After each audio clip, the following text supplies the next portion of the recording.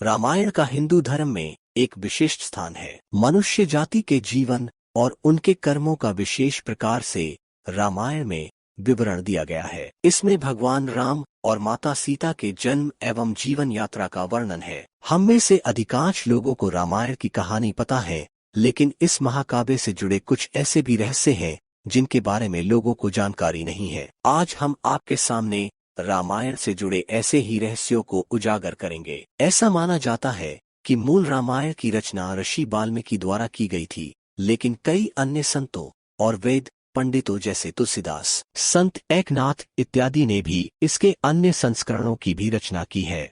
हालांकि प्रत्येक संस्करण में अलग अलग तरीके से कहानी का वर्णन किया गया है, लेकिन मूल रूप में एक ही है। नंबर 1, रामायण के हर 1000 श्लोक के बाद आने वाले पहले अक्षर से गायत्री मंत्र बनता है। गायत्री मंत्र में 24 अक्षर होते हैं और वाल्मीकि रामायण में 24,000 श्लोक है। रामायण के हर 1000 सालों के बाद आने वाले पहले अक्षर से गायत्री मंत्र, यह मंत्र इस पवित्र महाकाव्य का सार है। गायत्री मंत्र को सर्वप्रथम ऋग्वेद में उल्लिखित किया गया था। नंबर 2, राम और उनके भाइयों की एक बहन भी थी। श्री राम के माता पिता एवं भाइयों के बारे में तो प्राय सभी जानते हैं, लेकिन बहुत कम लोगों को यह मालूम है कि राम की एक बहन भी थी जिनका नाम शांता था। वह आयु में चारों भाइयों से काफी बड़ी थी। उनकी माता कौशल्या थी। ऐसी मान्यता है कि एक बार अंग देश के राजा राजा रामपद और उनकी रानी वर्षणी अयोध्या आए हुए थे। उनको कोई संतान नहीं थी। बातचीत के दौरान राजा दशरथ को जब यह बात मालूम हुई तो उन्होंने कहा, मैं अपनी बेटी शांता आपको संतान के रूप में दूंगा। यह सुनकर रोशनी बहुत खुश हुए। उन्होंने बहुत ही लाड प्यार से शांता का पालन पोषण किया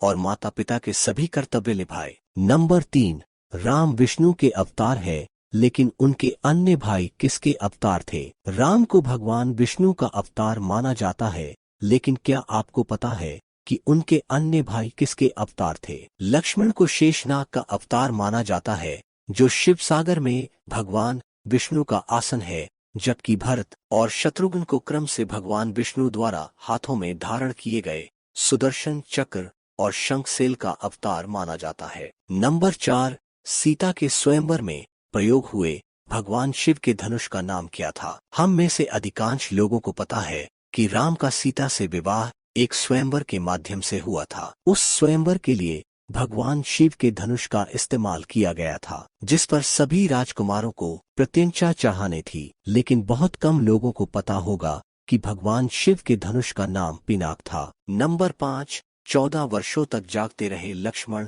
ऐसा माना जाता है कि वनवास के 14 वर्षों के दौरान अपने भाई और भाभी की रक्षा करने के उद्देश्य से लक्ष्मण कभी सोते नहीं थे। इसी कारण उन्हें गुड़ाकेश के नाम से भी जाना जाता है।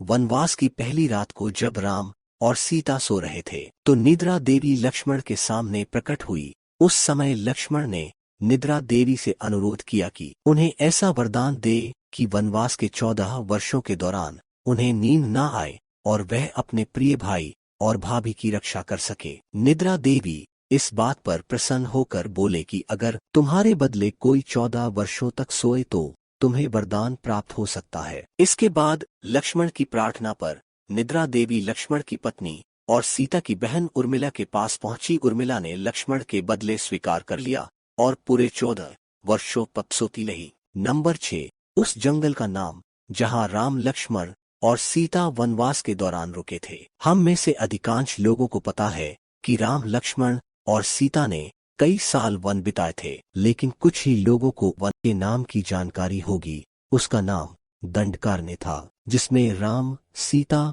और लक्ष्मण ने अपना वनवास बिताया था। यह वन लगभग 35,600 वर्ग मील में फैला हुआ था, जिसमें वर्तमान छत्तीसगढ़, उड़ीसा, महाराष्ट्र और आंध्र प्रदेश के कुछ हिस्से शामिल थे। उस समय ये वन सबसे भयंकर राक्षसों का घर माना जाता था, इसीलिए इसका नाम दंडकारण्य था, जहां दंड का अर्थ सजा देना और अरण्य का अर्थ वन होता है। नंबर 7, लक्ष्मण रेखा का वर्णन वाल्मीकि रामायण में नहीं है। पूरी रामायण की कहानी में सबसे पेचीदा प्रकरण लक्ष्मण रेखा की घटना है, जिसमें लक्ष्मण ने अपनी झोपड़ी के चारों ओर एक रेखा खींचते हैं। जब सीता के अनुरोध पर राम स्वर्ण हिरण को पकड़ने और मरने की कोशिश करते हैं तो वह हिरण राक्षस मारीच का रूप ले लेता है। इस घटना के संबंध में अज्ञात तथ्य यह है कि इस कहानी का वर्णन ना तो वाल्मीकि रामायण में है और ना ही रामचरितमानस में, लेकिन रामचरितमानस के लंका कांड में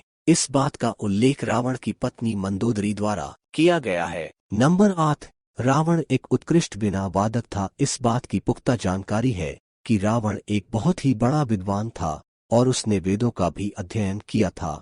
लेकिन क्या आपको पता है कि रावण के ध्वज में एक प्रतीक के रूप में वीणा होने का कारण क्या था? जो कि रावण एक उत्कृष्ट वीणा वादक था, जिसके कारण उसके ध्वज में प्रतीक के रूप में वीणा अंकित थी। हालांकि रावण इस कला को ज्यादा तवज्जो नहीं देता था, लेकिन उसे यह वाद्ययंत्र बजाना बहुत पसंद था। नंबर 9, आखिर कुंभकर्ण 6 महीने तक क्यों सोता था? रामायण में वर्णित है कि कुंभकर्ण लगातार 6 महीनों तक सोता था। वह सिर्फ एक दिन खाने के लिए उठता और पुनः 6 महीने के सो जाता था। लेकिन क्या आपको पता है कि कुंभकर्ण को सोने की आदत कैसे लगी? एक बार एक यज्ञ की समाप्ति पर ब्रह्मा कुंभकर्ण के सामने प्रकट हुए और उन्होंने कुंभकर्ण को वरदान मांगने को कहा।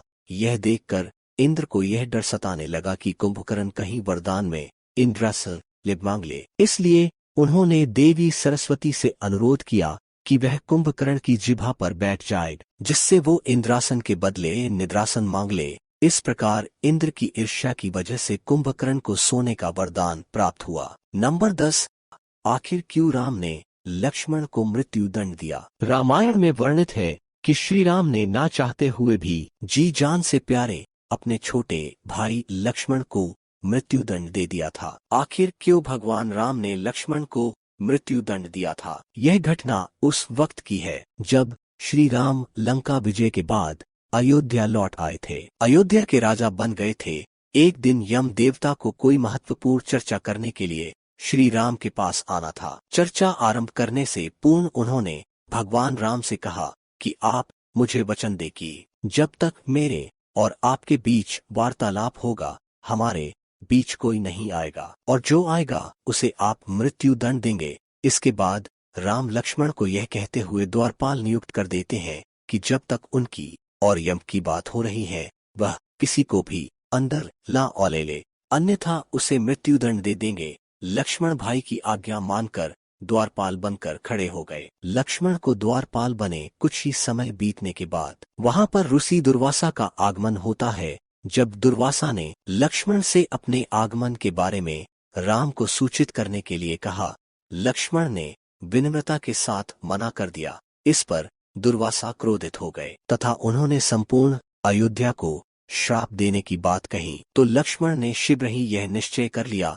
कि उनको स्वयं का बलिदान देना होगा ताकि नगर वासियों को ऋषि के श्राप से बचा सके। और उन्होंने भीतर जाकर ऋषि दुर्वासा के आगमन की सूचना श्री राम को दे दी। अब श्री राम दुविधा में पड़ गए क्योंकि उनको वचन के अनुसार लक्ष्मण को मृत्युदंड देना था। इस दुविधा की स्थिति में श्री राम ने अपने गुरु वशिष्ठ का स्मरण किया और कोई रास्ता दिखाने को कहा। गुरुदेव ने कहा कि अपने किसी प्रिय वस्तु का त्याग उसकी मृत्यु के समान ही है। तुम अपने वचन का पालन करने के लिए लक्ष्मण का त्याग कर लो। लेकिन जैसे ही लक्ष्मण ने ये सुना तो उन्होंने राम से कहा कि आप भूलकर भी मेरा त्याग नहीं करना। आपसे दूर रहने से तो यह अच्छा है कि मैं अपने वचन का पालन करते हुए मृत्यु को गले लगा लूं। ऐसा कहकर लक्ष्मण ने जल समाधि ले ली। दोस्तों, इसी तरह की इंटरेस्टिंग और इंफॉर्मेटिव वीडियोस देखने के लिए हमारी चैनल हिडन सीक्रेट्स को आज ही सब्सक्राइब करें और बेल आइकॉन को दबाना ना भूलें। मिलते हैं अब एक और नई वीडियो के साथ। जय हिंद।